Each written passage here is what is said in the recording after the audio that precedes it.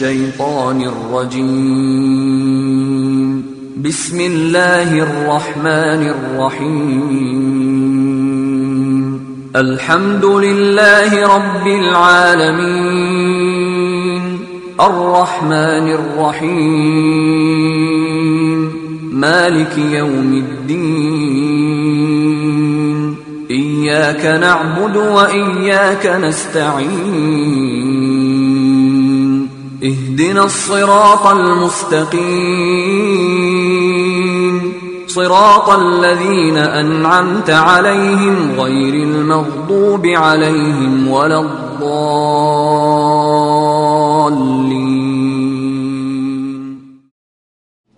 Bismillahirrahmanirrahim.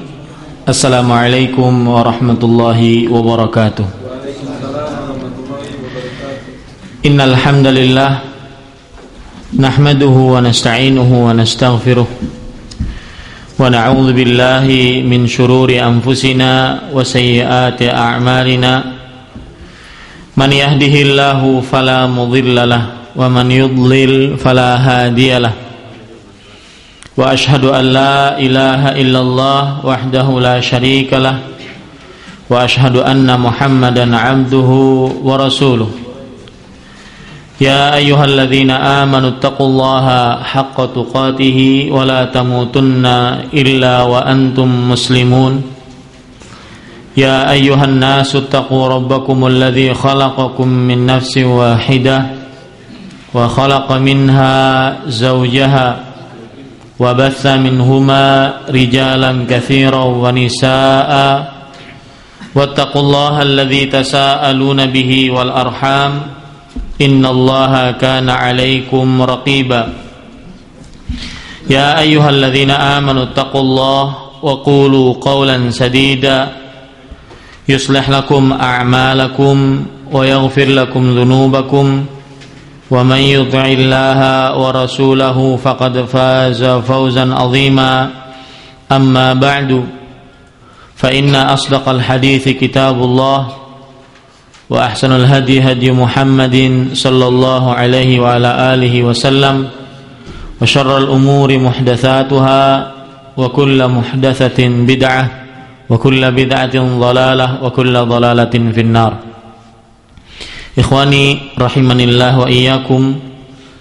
Alhamdulillah, kita bersyukur pada Allah Subhanahu wa taala pada siang hari ini, hari Kamis, hari Jumat, tanggal 21 Safar 1431 Hijriah, kita kembali bisa duduk bersama di dalam majelis ilmu syar'i untuk mengkaji ilmu-ilmu Islam yang dengannya kita berdoa semoga apa yang kita dapatkan sekarang termasuk daripada ilmu yang bermanfaat dan bisa kita amalkan di dalam kehidupan kita sehari-hari di dunia ini. Salawat dan salam semoga selalu Allah berikan kepada Nabi kita Nabi Muhammad sallallahu alaihi wa alihi wasallam, kepada keluarga beliau, para sahabat serta orang-orang yang mengikuti beliau sampai hari kiamat kelak. Para ikhwah yang dirahmati oleh Allah Subhanahu wa taala, sebagaimana yang sudah diumumkan tadi bahwasanya kajian kita pada siang hari ini akan membahas sebuah permasalahan yang sering ditanyakan oleh kaum muslimin, yaitu apakah seorang muslim harus bermadhab dalam hidupnya. Para ikhwah yang dirahmati oleh Allah Subhanahu wa taala, sebelumnya saya ingin menjelaskan tentang judul yang kita bicarakan. Apakah seorang muslim, umat Nabi Muhammad sallallahu alaihi wasallam, diharuskan mengikuti mazhab-mazhab fikih yang ada di dalam sejarah fikih umat Islam? Seperti yang paling tua adalah mazhab Imam Abu Hanifah atau yang terkenal dengan Al-Hanafiyah. Kemudian dilanjutkan dengan mazhabnya Imam Malik atau yang terkenal dengan mazhab Al-Malikiyah, atau selanjutnya yaitu muridnya Imam Malik, yaitu mazhabnya Imam Asy-Syafi'i rahimahullah, atau yang terkenal dengan mazhab Syafi'iyah.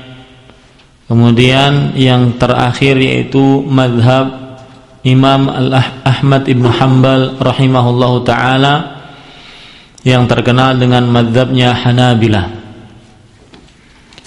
Apakah seorang muslim diwajibkan, diharuskan untuk mengikuti salah satu dari mazhab-mazhab ini? Dan perlu diketahui para ikhwan yang dirahmati oleh Allah Subhanahu wa taala, imam-imam ini hidup di antara abad kedua sampai ketiga Hijriah. Abad kedua sampai ketiga Hijriah saja.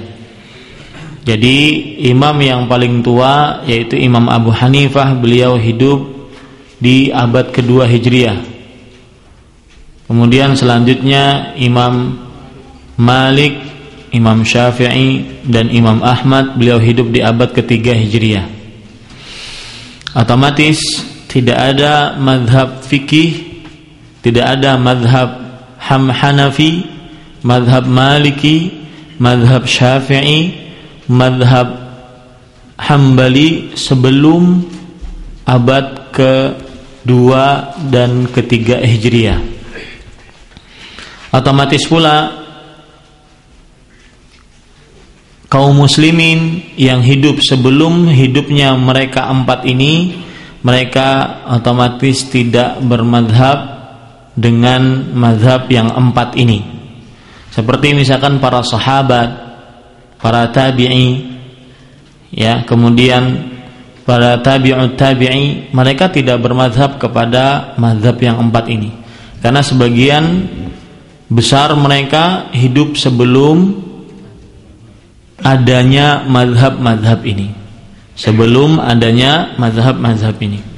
Itu sebagai muqaddimah agar pengetahuan kita lebih terang, lebih jelas akan keberadaan mazhab ini. Sekali lagi saya ulangi, mazhab ini adanya di abad kedua, di akhir abad kedua, dan juga di abad ketiga Hijriah. Otomatis sekali lagi orang-orang yang hidup sebelum di akhir abad kedua dan di abad ketiga, mereka belum mengenal apa yang namanya mazhab Hanafi atau Maliki atau Syafi'i atau Hambali rahimahumullahul jami'. Ini yang pertama. Jadi maksud kita adalah apakah seorang muslim, saya, bapak, dan seluruh kaum muslimin umatnya Nabi Muhammad SAW diwajibkan untuk mengikuti salah satu daripada mazhab tersebut. Kemudian para ikhwan yang dirahmati oleh Allah Subhanahu wa taala, dan mazhab-mazhab ini mereka terkenal di dalam masalah fikih. Di dalam masalah fikih, dan secara umum mereka seluruhnya empat dari imam mazhab ini, yaitu Imam Abu Hanifah, Imam Malik, Imam Muhammad ibnu Idris, dan Imam Ahmad ibnu Hanbal rahimahumullahul jami', mereka seluruhnya berakidah ahlu sunnah wal jamaah. Tidak ada yang keluar dari akidahnya ahlu sunnah wal jamaah. Secara umum akidah mereka sama, tidak ada yang berbeda. Cuma di dalam permasalahan fikih mereka ada perbedaan sesuai dengan ijtihad masing-masing. Sebelumnya juga Anda ingin menyebutkan tentang nama-nama mereka. Mereka Imam Abu Hanifah namanya An-Nu'man, ya. Kemudian Imam Malik namanya Malik ibnu Anas, An-Nu'man ibnu Thabit, ya. Imam Abu Hanifah namanya An-Nu'man ibnu Thabit. Kemudian Imam Malik namanya Malik ibnu Anas. Kemudian Imam Syafi'i namanya Muhammad ibnu Idris Asy-Syafi'i rahimahullah. Tahunnya saya tidak bawakan di sini. Kemudian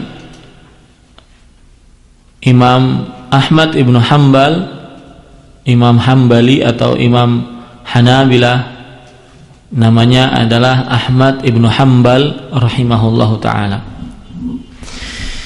Taib, para ikhwah yang dirahmati oleh Allah subhanahu wa ta'ala, sekarang sebelum kita memasuki materi kita, maka sebagai muqaddimah yang selanjutnya, ketahuilah bahwasanya Allah tabaraka wa ta'ala mewajibkan hamba-hambanya untuk mentaati Rasul, mentaati Allah dan Rasulnya, untuk mentaati Allah dan Rasulnya, sebagaimana firman Allah subhanahu wa ta'ala, ya ayyuhalladzina amanu ati'ullaha wa ati'ur rasula wa ulil amri minkum. Wahai orang-orang beriman, taatilah Allah dan taatilah Rasulnya dan ulul amri dari kalian. Ulul amri, kata para ulama tafsir, yaitu para pemimpin dan para ulama. Fa in tanaza'tum fi syai'in farudduhu ila Allahi war Rasul in kuntum tu'minuna billahi wal yaumil akhir dzalika khairun wa ahsanu ta'wila. Jika kalian berselisih pendapat di dalam suatu perkara, maka kembalikanlah kepada Allah dan Rasulnya jika kalian benar-benar beriman kepada Allah dan hari akhir. Yang demikian itu lebih baik dan lebih baik bagi kalian. Surat An-Nisa ayat 59. Kemudian juga Allah tabaraka wa ta'ala memerintahkan kita untuk kalau ada sebuah perkara yang kita perselisihkan di dalam masalah agama, maka dikembalikan kepada hukum Allah subhanahu wa ta'ala, yang itu lebih baik kepada kita. Sebagaimana surat Asy-Syura ayat 10, Allah subhanahu wa ta'ala berfirman, wa makhtalaftum fi syai'in fahukmuhu ilallah dzalikumullahu rabbi alaihi tawakkaltu wa ilaihi unib. Dan apa yang kalian perselisihkan di dalamnya, maka kembalikan hukumnya kepada Allah. Yang demikian itu adalah Allah itu adalah Rabb aku, dan aku bertawakal kepadanya dan aku kembali kepadanya. Surat Asy-Syura ayat 10. Kemudian juga Rasulullah sallallahu alaihi wasallam beliau memerintahkan untuk selalu berpegang teguh kepada Al-Quran dan Sunnah Rasulullah Sallallahu Alaihi Wasallam. Sebagaimana dalam sebuah hadis riwayat Imam Muslim dari Jabir bin Abdullah radhiyallahu anhu, bahwasanya Rasulullah Sallallahu Alaihi Wasallam bersabda, "Taraktu fikum syai'aini lan tadillu ba'dahuma kitaballah wa sunnati." lan yaftariqa lan yatafarraqa hatta yarida alayyal haud. Aku tinggalkan bagi kalian dua perkara. Kalian tidak akan sesat setelah kalian memegang dua perkara ini, kitab Allah dan sunnahku. Kitab Allah Al-Quran dan sunnah Rasulullah Sallallahu Alaihi Wasallam.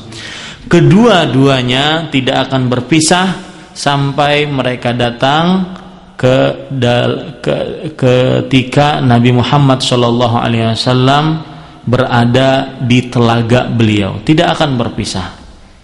Ini tuntunan Rasulullah Sallallahu Alaihi Wasallam yang menunjukkan kita, nas-nas tadi menunjukkan kepada kita agar kita benar-benar menjadikan Al-Quran dan Sunnah Rasulullah Sallallahu Alaihi Wasallam sebagai hakim di dalam segala macam perkara, baik itu di dalam perkara pokok ataupun dalam perkara ibadah, adat, muamalah, maka seluruhnya harus dikembalikan kepada Al-Quran dan Sunnah Nabi Muhammad Sallallahu Alaihi Wasallam. Abdullah bin Abbas radhiyallahu anhu beliau berkata, at-tahakumu ila Rasulillah ila Rasuli sallallahu alaihi wasallam ba'da mautihi huwa at-tahakumu ila sunnati. Berhukum kepada Rasulullah sallallahu alaihi wasallam setelah meninggal beliau, maksudnya adalah berhukum kepada sunnah Nabi Muhammad sallallahu alaihi wa ala alihi wasallam.